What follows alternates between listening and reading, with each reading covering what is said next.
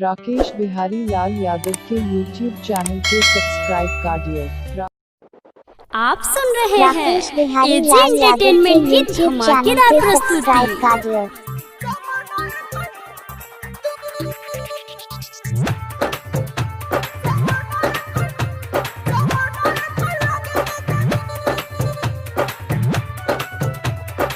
Music director DJ Prabhunand, DJ Prabhunand, DJ Prabhunand.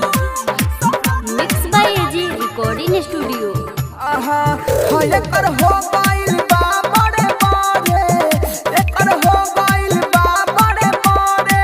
आ देखिए कहूं मनवा हर सवर के कछु छू छू, सामान एकर लगे बाटे दू, सवर के कछु छू छू, सामान एकर लगे बाटे दू। हो एकर हो गइल बा बड़े बड़े, एकर हो गइल बा बड़े बड़े। आ देखिए केहू मनवा हरे सवर के कछु छू छू, सामान एकर लगे बाटे दू, सवर के कछु छू छू, सामान एकर लगे बाटे दू। आप सुन रहे हैं एजी एंटरटेनमेंट की धमाकेदार प्रस्तुति।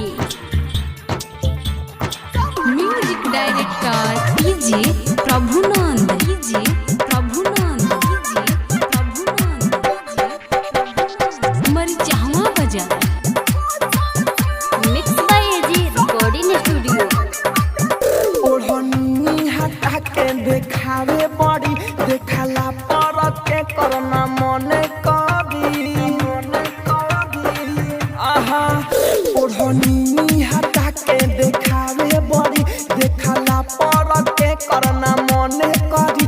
लागतिया हो सुनाई फूले झरी, देखला पर के करना मन करी। चलेली पके सीना उतान, लागे लाग कहियो लेली रे जान। बोलावा पके कू कू कू, सामान एकर लगे बाटे दू, सावरा के कछु छू छू, सामान एकर लगे बाटे दू।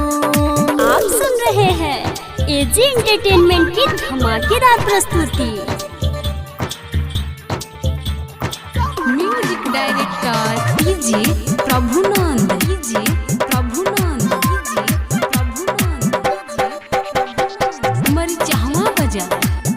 Mix by AG recording studio. आज एके नीतीश राहुल राजधानी, एके देखला पर मुहवा में आवेला पानी, आवेला पानी।